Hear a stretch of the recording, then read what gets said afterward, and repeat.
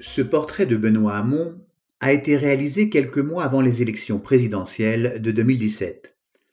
Il est facile de remarquer dans ce travail la présence de deux lignes de vie de deux êtres-té. Si l'une traverse le personnage, l'autre semble légèrement décalée sur son épaule droite. Comment serait-il possible d'avoir deux destins? Est-ce possible que cette êtreté ait pu être écrite avant que les événements se soient déroulés? Ici, je me pose la question de savoir s'il y aurait des destins, j'ai envie de dire préécrits, ce qui voudrait dire qu'un individu choisit une direction établie sans connaître les autres destinées.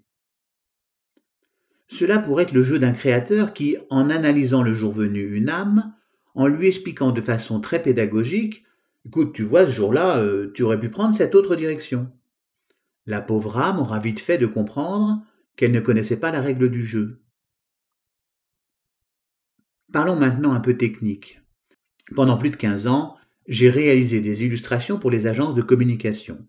J'avais choisi la technique de l'aérographe. Il s'agit d'un petit pistolet à peinture qui ressemble à un stylo affublé d'un mini-réservoir et connecté à un compresseur. Ce travail demandait une extrême précision. Pour éviter les débordements liés à la projection du stylo magique, le support était masqué par un adhésif spécifique qui n'arrachait pas la fibre du papier lors de son retrait. Il suffisait de découper les formes avec un scalpel. La partie ainsi dégagée pouvait recevoir un jet de couleur qui avait été précieusement préparé. J'avais dans mon atelier un arsenal de petites bouteilles à pipettes et une multitude de tubes de couleurs. À l'époque, je travaillais à l'acrylique, ce qui permettait un séchage relativement rapide, sachant que dans les métiers de la communication, le temps était souvent compté. Mon rôle consistait à réaliser des illustrations réalistes à partir de RUF. Le RUF, c'est une image, un dessin réalisé au feutre à l'alcool. Il s'agit d'une esquisse colorée et annotée. Ainsi, l'illustrateur pouvait facilement répondre aux exigences et aux contraintes de l'agence de communication. À l'époque, pour dessiner et finaliser des dessins au trait, il était indispensable d'avoir un photocopieur. En effet, si la tête d'un personnage était un peu loupée, il était plus simple de la découper d'un trait de ciseau. Après cette décollation à la façon de Le Caravage, il suffisait de réaliser une nouvelle tête. Celle-ci était collée avec un adhésif invisible ou par de la colle repositionnable. La nouvelle photocopie permettait d'avoir un résultat optimal. Il existe 4 phases dans la technique de l'aérographe. Tout d'abord, le dessin préparatoire, souvent au crayon, réalisé sur une feuille de papier. Ensuite, il fallait reporter le dessin préparatoire sur la feuille de papier qui deviendra le document final. Dans un deuxième temps, il fallait tremper la feuille de papier quelques heures pour ensuite la positionner sur une planche de bois. J'utilisais un contreplaqué marine à l'instar de la préparation d'une aquarelle.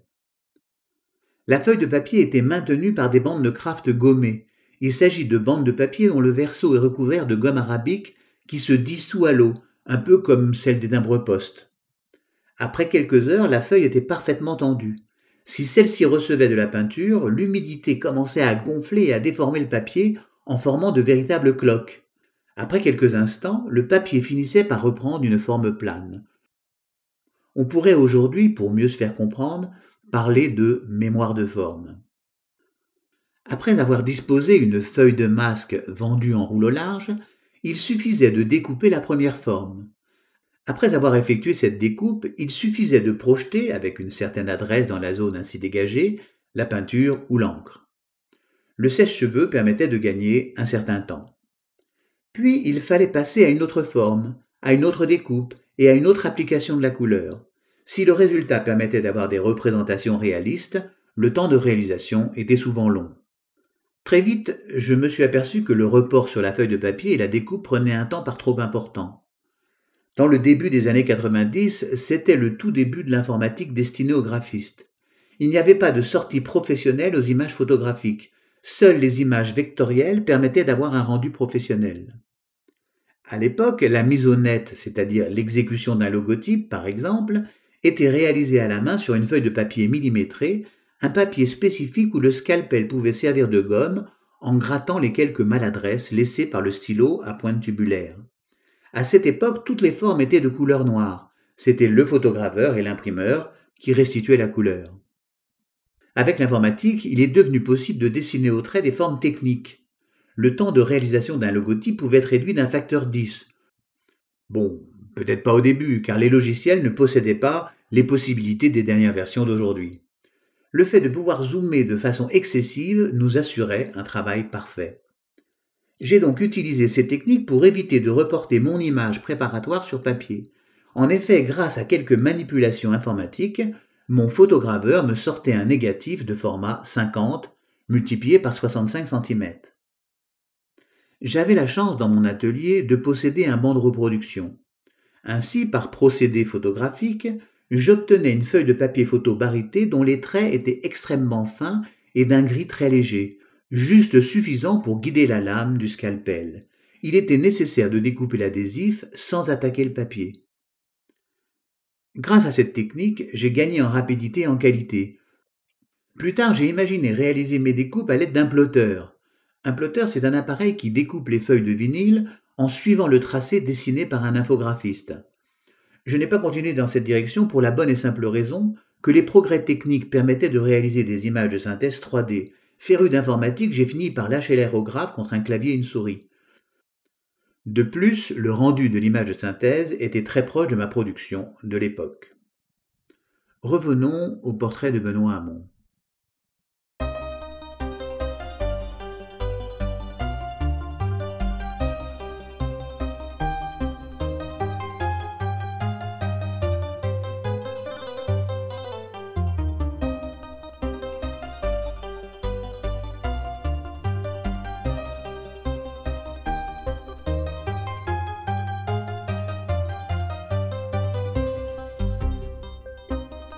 L'anecdote est encore fraîche puisqu'il s'agit de celle de Benoît Hamon gagnant les primaires de la gauche.